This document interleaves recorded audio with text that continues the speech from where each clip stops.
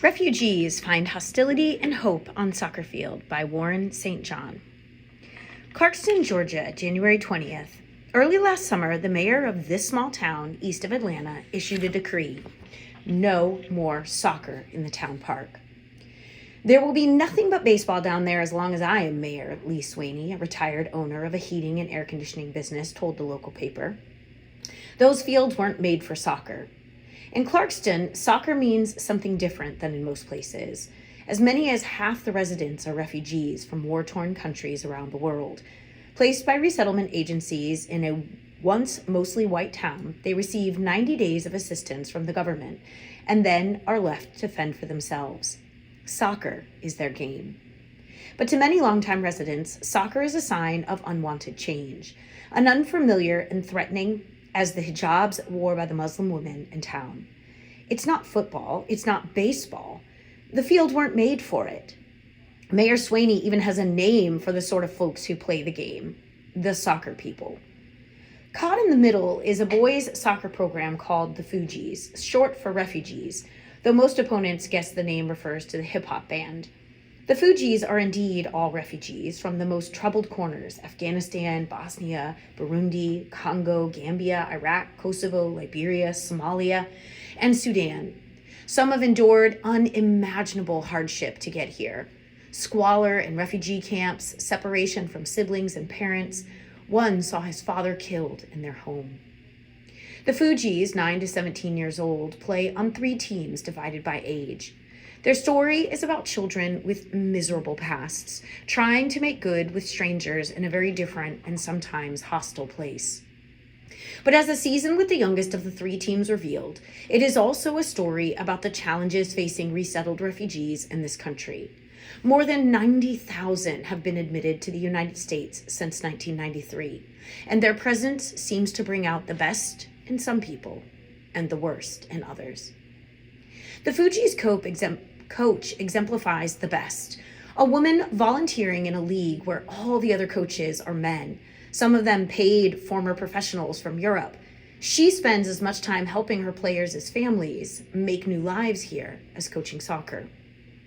At the other extreme are some town residents, opposing players and even the parents of those players, at their worst hurling racial epithets and making it clear they resent the mostly African team.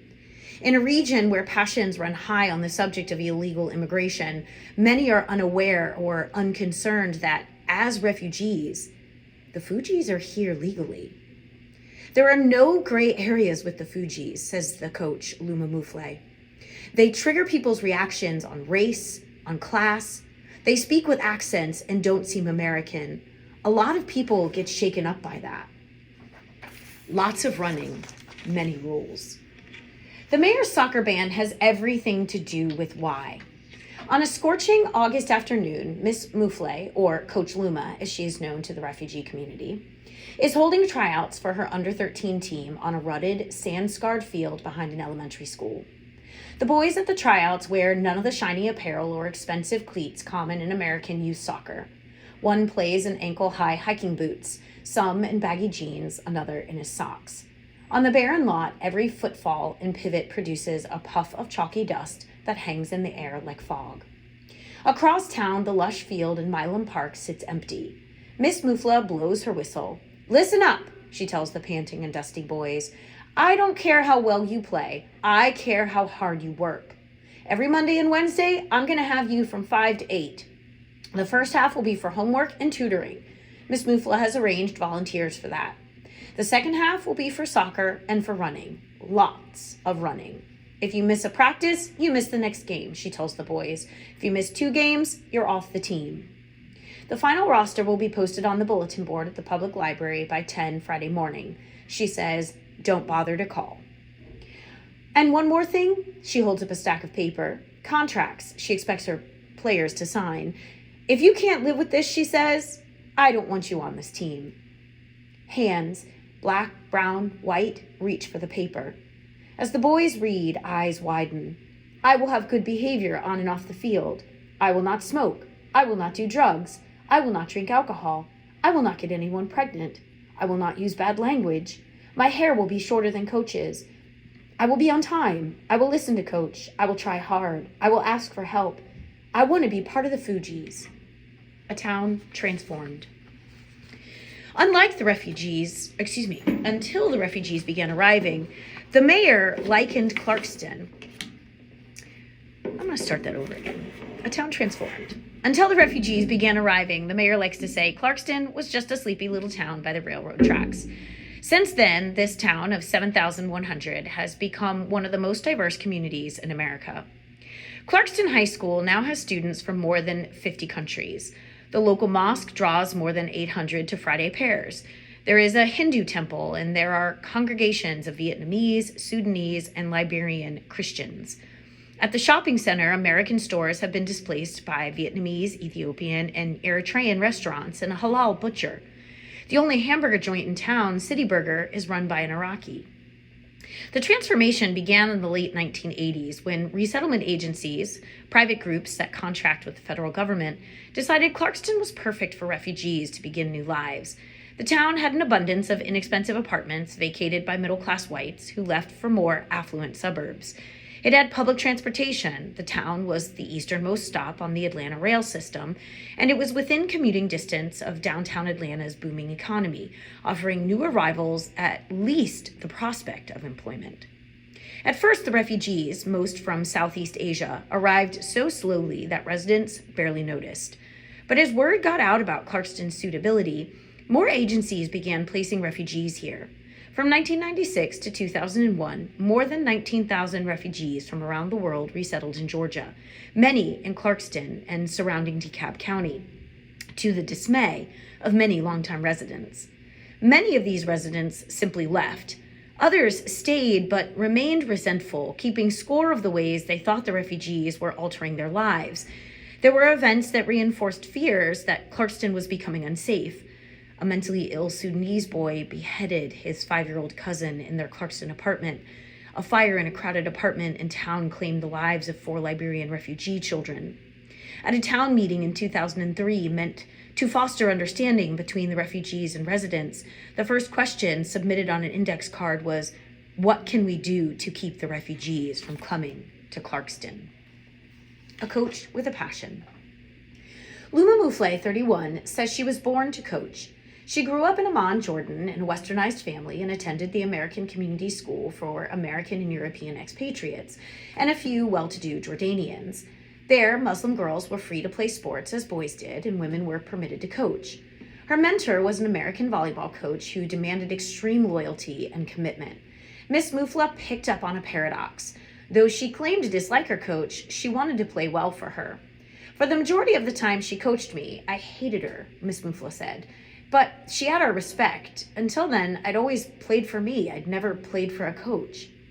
Miss Mufla attended college in the United States, in part because she felt women here had more opportunities. She went to Smith College and after graduation moved to Atlanta. She soon found her first coaching job as head of a 12 and under girls soccer team through the local YMCA. On the field, Miss Mufla emulated her volleyball coach, an approach that did not always sit well with American parents. When she ordered her players to practice barefoot to get a better feel for their soccer ball, a player's mother objected on the grounds that her daughter could injure her toes. "This is how I run my practice," Miss Mufla told her. "If she's not going to do it, she's not going to play." Miss Mufla's first team lost every game, but over time, her methods paid off. Her players returned, they got better, and her third season, her team was undefeated. When Miss Mufla learned about the growing refugee community in Clarkston, she floated the idea of starting a soccer program. The YMCA offered to back her with uniforms and equipment. So, in the summer of 2004, Miss Mufla made flyers announcing tryouts in Arabic, English, French, and Vietnamese, and distributed them around apartment complexes where the refugees lived. For a coach hoping to build a soccer program in Clarkston, the biggest challenge was not finding talented players. There were plenty of those, boys who had learned the game in refugee camps in Africa and in parking lots around town. The difficulty was finding players who would show up. Many of the players came from single-parent families, with mothers or fathers who work hours that do not sync with sports schedules. Few refugee families own cars. Players would have to be self-sufficient.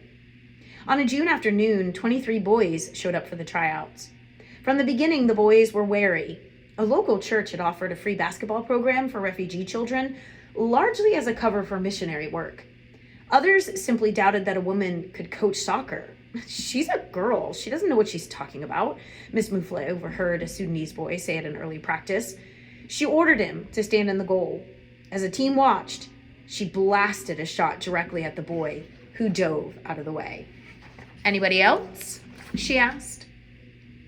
In brutal pasts, a bond. Jeremiah Ziadi, one of those early players, is a typical member of the Fugees. In 1997, in the midst of Liberia's 14 years of civil war, rebels led by Charles Taylor showed up one night at the Ziadi's house in Monrovia.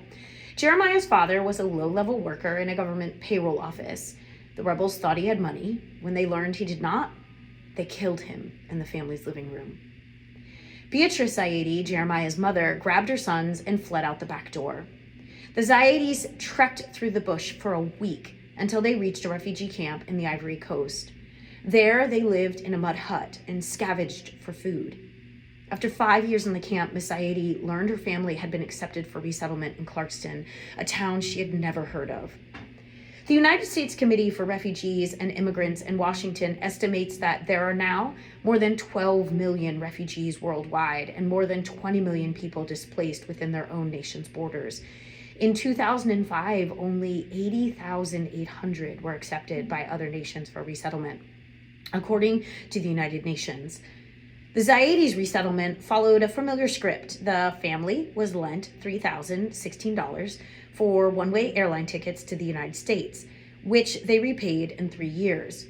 After a 2-day journey from Abidjan, they were greeted in Atlanta by a caseworker from the International Rescue Committee, a resettlement organization. She took them to an apartment in Clarkston where the cupboard had been stocked with canned goods.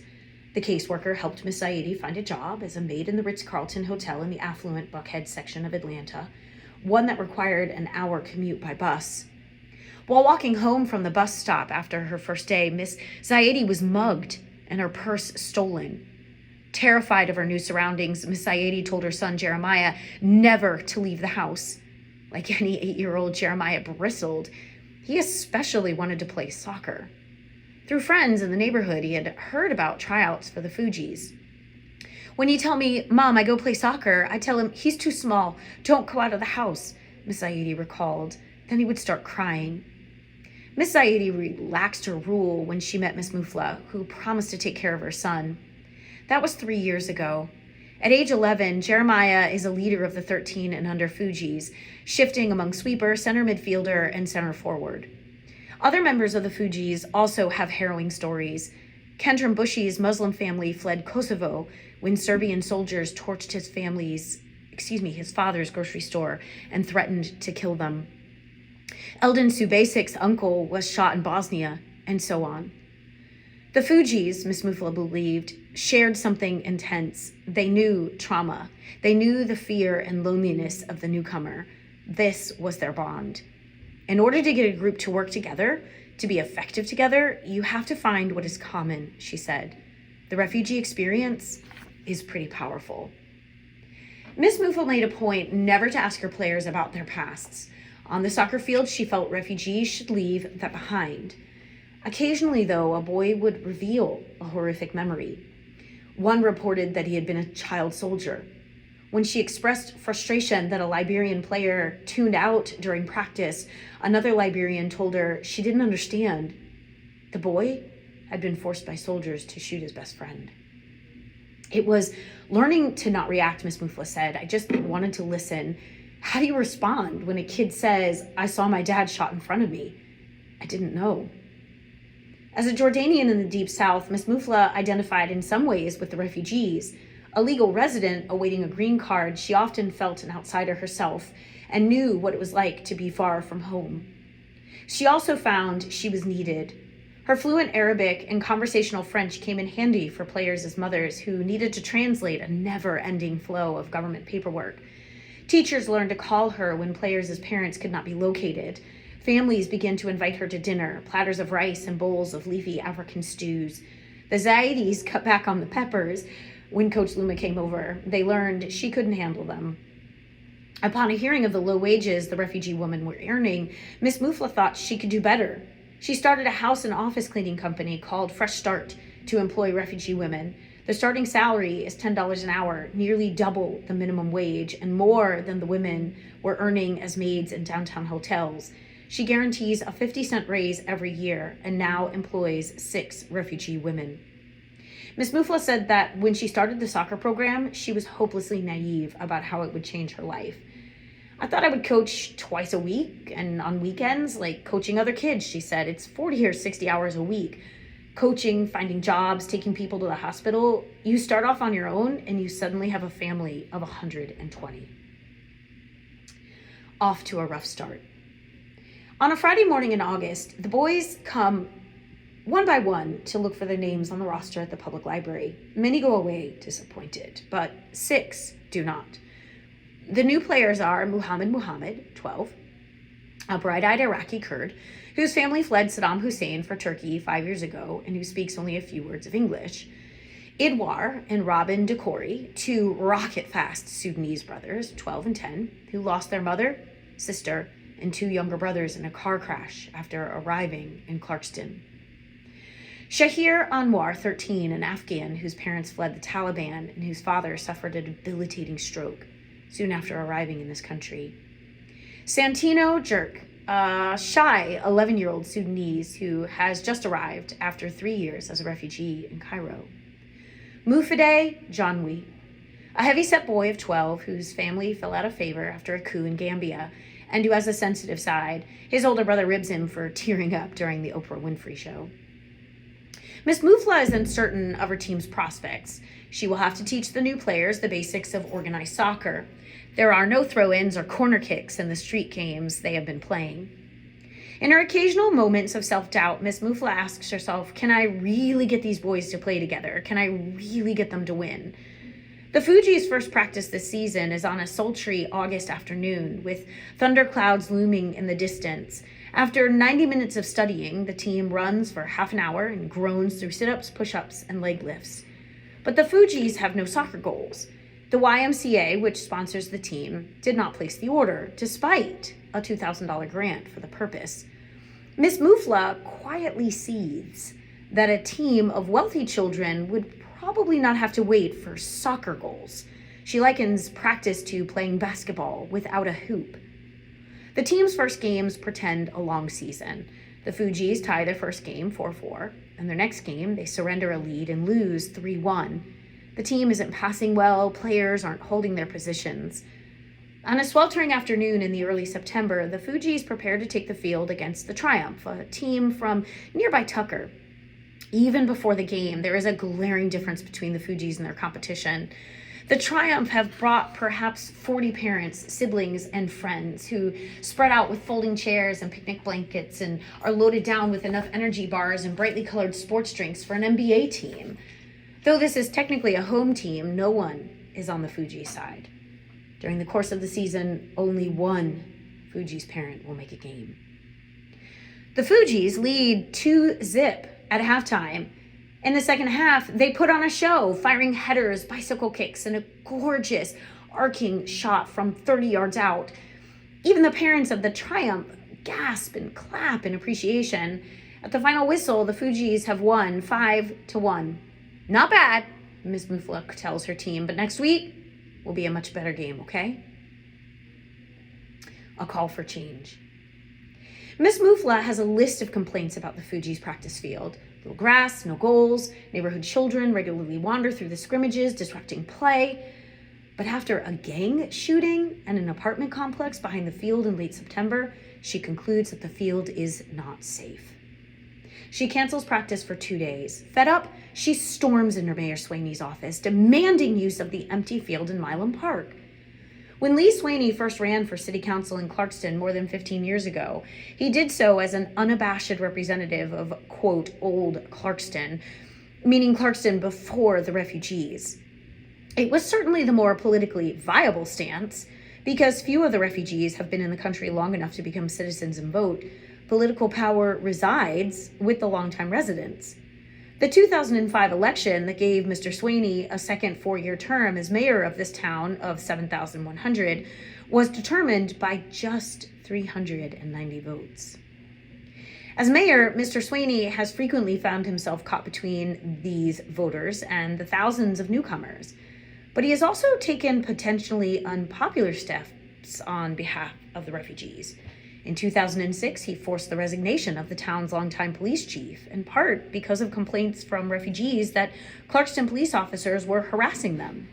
Mr. Sweeney gave the new chief a mandate to purge the police department of rogue officers. Within 3 months, the chief, a black man of Trinidadian descent named Tony J. Scipio, fired or accepted the resignations of 1/3 of the force. Soccer is another matter, though. Mr. Sweeney does not relish his reputation as the mayor who banned soccer, but he must please constituents who complain that refugees are overrunning the town's parks and community center. People like Emmanuel Ransom, a black man who moved to Clarkston in the late 1960s. A lot of our Clarkston residents are being left out totally, Mr. Ransom says. Nobody wants to help, he says of the refugees. It's just gimme, gimme, gimme. Mr. Sweeney encourages Miss Mufla to make her case at the next city council meeting. So in early October, she addresses a packed room at City Hall, explaining the team's origins and purpose and promising to pick up trash in the park after practice. Mr. Sweeney takes the floor. He admits concerns about, quote, grown soccer people who might tear up the field, but these kids, he says, our kids are our future. He announces his support of a 6-month trial for the Fugees' use of the field in Milam Park. The proposal passes unanimously. At least for 6 months, the Fugees can play on grass. Getting back in the game. Early on the morning of October 14th, Jeremiah Ziadi is nowhere to be seen. The Fugees have a 9 a.m. game, an hour from Clarkston, against the Blue Springs Liberty Fire, one of the top teams. Miss Mufla had told her players to meet at the library by 7. Miss Mufla usually leaves players behind if they aren't on time, but she knows Jeremiah's mother is now working nights at a packaging factory. She gets home at 3 a.m. and won't be up to wake Jeremiah. So the coach orders the bus driver to the Ziadi's apartment. Jeremiah is sound asleep. Awakened, he grabs his uniform and fumbles toward the bus. From the outset of the game, the Fugees, and especially Jeremiah, seem groggy. They fall behind 1-0. But in the second half, they tie the score, fall behind and tie it again, 2-2. Jeremiah is now playing fearsome defense. With minutes to go, the Fugees score, and they win 3-2. We played as a team, says Kendra Mbushi, the boy from Kosovo. We didn't yell at each other. Last game when they scored, all of us were yelling at each other. And Coach made us do a lot of stuff at practice. That's why we win, only because of Coach. As the Fugees leave the field, a man on the Blue Springs sideline yells to them, I'd have paid money to watch that game. The Fugees have a knack for inspiring such strong reactions, both positive and negative. After one game, Miss Mufla thought for a moment she was being chased by a rival parent. We've heard about your team, the man said when he caught up with her. We want to know what we can do to help. The rival team donated cleats, balls, and jerseys. Then there was the game in rural Clarksville last season at which rival players and even some parents shouted a racial epithet at some of the African players on the Fugees. After being ejected from a game against the Fugees in November, a rival player made an obscene gesture to nearly every player on the Fugees before heading to the bench. And opponents sometimes mocked the Fugees when they spoke to each other in Swahili or when Miss Mufla shouted instructions in Arabic. There were even incidents involving referees. 2 linesmen were reprimanded by a head referee during a pregame lineup in October for snickering when the name Muhammad was called. Miss Mufla tells her players to try their best to ignore these slights. When the other side loses its cool, she tells them, it is a sign of weakness. Miss Mufla is just as fatalistic about bad calls. In her entire coaching career, she tells her players she has never seen a call reversed because of arguing. The Fugees are perhaps better equipped to accept this advice than most. Their lives, after all, have been defined by bad calls. On the field, they seem to have a higher threshold for anger than the American players, who often respond to borderline calls as if they are catastrophic injustices. Bad calls, Miss Mufla teaches her players, are part of the game. You have to accept them and move on. On October 21st, Miss Mufla is forced to put this theory to the test. The Fujis are on their way to Athens, an hour's drive, for the biggest game against the undefeated United Gold Valiants. A win will put them in contention for the top spot in their division. Miss Mufla sets out in her yellow Volkswagen Beetle, the backseat crammed with balls and cleats. Her team follows in a white YMCA bus. Just outside Monroe, Miss Mufla looks to her left and sees a Georgia State Patrol car parallel to her. She looks at her speedometer. She isn't speeding. The brake light, she thinks. Miss Mufla noticed it early in the week, but between practices, work, and evenings, shuttling among her players' apartments, she neglected to get it fixed. The trooper turns on his flashing lights. Miss Mufla eases to the side and looks at her watch. If this doesn't take too long, the team will make the field in time to warm up. It isn't so simple. Because of a clerical error, a ticket Miss Mufla paid a year before appears unpaid. Her license is suspended. The trooper orders her from her car. In full view of her team, he arrests her. In the bus, the Fujis become unglued. Santino, in the country only a few months, begins to weep, violating the unwritten team rule that Fujis don't cry. Several of the Fujis have had family members snatched by uniformed men just like this. They have been in the United States too little time to understand court dates or bail. Miss Mufla tells her team manager and bus driver, Tracy Eidiger, to take the team to Athens. They know what to do. They can play without her. Coachless, though, the Fujis are lost. Athens scores within minutes and scores again and again. The final score is 5-0. After the game, Miss Eidiger drives the team back to Monroe. She puts together the $800 bail for Miss Mufla and signs some papers. In a few moments, the coach appears. Later, Miss Mufla says she thought at that moment about all the times she had told the Fujis to shake off bad calls, to get back in the game, to take responsibility. She walks straight to the bus and her players. This was my fault, and I had no excuse for not being there, she tells them. I should have been there, and I wasn't. And the way it happened probably messed you guys up. Miss Mufla asks about the score. It was a really hard team, coach, says Idwar, the Sudanese speedster. Were they better than you? No, the Fuji shout in unison. Come on, guys, were they? No, coach, Robin says. If you were there, we were going to beat them. Back in Clarkston that night, Mrs. Mufla takes some sweet rolls to the family of Grace Balgameri, a Congolese player. Grace's 9-year-old brother has heard about the arrest, but he doesn't believe it. If you were in jail, the boy says, you wouldn't be here. Miss Mufla explains that she gave the people at the jail some money and promised to come back later, so they let her out. How much money, he asks. Enough for 500 ice creams. If you pay 500 ice creams, you can come out of jail, he asks. Miss Mufla grasps the boy's confusion. The boy's father is a political prisoner in jail in Kinshasa under circumstances that have drawn condemnation from Amnesty International and the Red Cross. The government there has issued no word on when or if he will be released. At the Zaidis' home, the arrest has a similarly jarring effect. Jeremiah locks himself in his room and cries himself to sleep. Battling to the end. It's late October, and with just 2 weeks left in the season, a minor miracle occurs in the arrival of 2 10-foot-long cardboard boxes, portable soccer goals for the Fujis. The administrator at the YMCA finally put in the order. Miss Mufla and Miss Eidiger assemble the goals in Milan Park. The goals in the new field offer Miss Mufla new opportunities to coach. On grass, players can slide tackle during scrimmages, a danger on the old gravelly field. A lined field makes it easier to practice throw-ins and corner kicks. And goals, well, they provide a chance for the Fujis to practice shooting. A disturbing trend has emerged in recent game. The Fujis move the ball down the field at will, but their shots are wild. They tie 2 games despite dominating play. Perhaps the Fujis are missing shots for the reason other teams miss shots, because scoring in soccer under the best circumstances is definitely difficult. But Miss Mufla also wonders if the absence of goals for most of the season doesn't have something to do with it.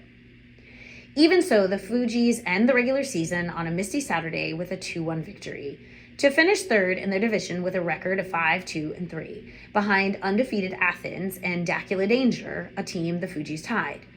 The season finale will be a tournament called the Tornado Cup. To a player, the Fugees think they can win. What makes us work as a team is we all want to win bad. We want to be the best team around, Kendrum says. It's like they're all from my own country, he adds of his teammates. They're my brothers. The Tornado Cup comes down to a game between the Fugees and the Concord Fire, perhaps Atlanta's most elite and expensive soccer academy. The Fugees need to win to advance to the finals. Standing on the sideline in a sweatshirt with Soccer Mom on the back, Nancy Daphner, team mother for the Fire, describes her son's teammates as, quote, overachievers. One is a cellist who has played with the Atlanta Symphony. Her son wakes up an hour early every day to do a morning radio broadcast at his school. The Fire are mostly from the well-to-do Atlanta suburb of Alpharetta. They have played together under the same coach for 5 years. They practice twice a week under lights and have sessions for speed and agility training. Over the years, the parents have grown close. During practice, Miss Daphner says she and the other mothers often meet for margaritas while the fathers watch their sons play. The team has pool parties and players spend weekends at one another's lake houses. In the summer, most of the players attend soccer camp at Clemson University. Miss Daphner estimates that the cost of playing for the Fire exceeds $5,000 a year per player, which includes fees, travel to tournaments, and, of course, gear. Each player has an Adidas soccer bag embroidered with his jersey number. There is one other expenditure. The parents of the Fire collectively finance the play of Jorge Pinzon, a Colombian immigrant and the son of a single working mother. He isn't from Alpharetta, but from East Gwinnett County, a largely Latino area outside Atlanta. Fire parents go to great lengths to get Jorge to games, arranging to meet at gas stations around his home, landmarks they can find in his out-of-the-way neighborhood. Jorge is the best player on the team. Miss Mufla gathers the Fugees before warm-ups. Play to the whistle, she tells them. If the ref makes a bad call, you keep playing, okay? You focus on the game and how you're going to win it, because if you don't, we're going to lose your last game of the season and you're going home early. Just before the opening whistle, some of the Fugees see a strange sight on the sideline. A teacher from the school of Josiah Sadie, a Liberian forward, has come to see him play. Some older refugee children from the complexes in Clarkston have managed rides to the game an hour from home. Several volunteers from resettlement agencies show up. For the first time all year, the Fugees have fans. The Fugees come out shooting and missing frequently. They lead 1-0 at the half. In the second half, it's as if a force field protects the Fire's goal. After a half dozen misses, the Fugees score again midway through the second half to lead by 2-1. Then, with just minutes to go, Jorge Pinzon of the Fire gets free, about 25 yards from the Fugees' goal. He squares his shoulders and leans into a shot that arcs beautifully over the players' heads. Eldon Subasic, the Fugees' Bosnian goalie, leaps. The ball brushes his hands and deflects just under the bar, tying the game. The final whistle blows moments later. The Fugees' season is over. You had them, Miss Mufle tells her team after the game. You had them at 2-1, and you wouldn't finish it. The Fugees are crushed. We lost. I mean, we tied our game, says Mufade, the sensitive newcomer to the team. It was so... His voice trails off. I don't know what it was. An unpleasant holiday gift. The holidays are a festive time in Clarkston. Santa Claus arrives by helicopter at City Hall. The mayor is there to greet him, as are some of the Fugees. They have other concerns besides Christmas. The Fugees have held 2 car washes in town to raise $1,000 to go to the tournament in Savannah in late January. They have come up $130 short, and Miss Mufla tells them that unless they raise the money, they are not going. When one player suggests asking their parents, Miss Mufla says that any player who asks a parent for tournament money will be kicked off the team. She tells them, you need to ask yourselves what you need to do for your team.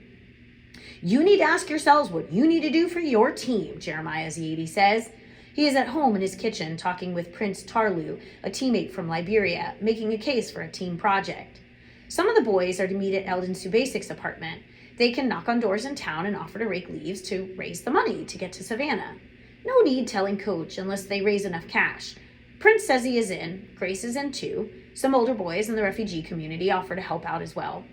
Late on a Sunday morning, they set out. That afternoon, Miss Mufla's cell phone rings. It's Eldon, who asks if she will pick up Grace and take him home. They have been raking leaves all day, he says, and Grace does not want to walk home in the dark. Oh, Eldon adds, he wants to give her the money. What money, she asks. You said we needed $130, he tells her, so we got $130. Miss Mufla and Miss Eidiger, the team manager, spend the holiday vacation visiting the players' families. On December 26th, Miss Mufla receives a fax on town of Clarkston letterhead. Effectively, immediately, the fax informs her the Fuji soccer team is no longer welcome to play at Milam Park. The city is handing the field to a youth sports coordinator who plans to run a youth baseball and football program. Questioned by this reporter, Mayor Swaney says he had forgotten that in October, the city council gave the Fugees 6 months. A few days later, he tells Miss Mufla the team can stay through March. In early January, Miss Mufla logs on to Google Earth and scans satellite images of Clarkston. There are green patches on the campuses of Georgia Perimeter College and at Atlanta Area School for the Deaf around the corner from City Hall. She hopes to find the Fugees a permanent home. Correction from February 1st, 2007. A front page article on January 21st about a soccer program for refugee boys in Clarkston, Georgia, rendered incorrectly a quotation from the Atlanta Journal-Constitution in which Mayor Lee Swaney of Clarkston commented on the use of a town park. He said, "There will be nothing but baseball down there as long as I am mayor." He did not say baseball and football. Editor's notes from March 4th, 2007. A front page article on January 21st reported on a soccer program for refugee boys in Clarkston, Georgia, and how it came to symbolize the passions that ran high in the area over the issue of immigration. The article included a statement that Clarkston Mayor Lee Swaney had forced the resignation of the town's longtime police chief, in part because of complaints from refugees that police officers were harassing them. The former police chief, Charles Nelson, who was not identified by name in the article, called the Times on February 5th to say that he had resigned voluntarily. Mayor Swaney says that Mr. Nelson left on his own accord. The Times tried several times to contact Mr. Nelson for comment before publication. The article should have said that he could not be reached, and it should have attributed the information about the circumstances of his resignation to those who provided it. This editor's note was delayed for research.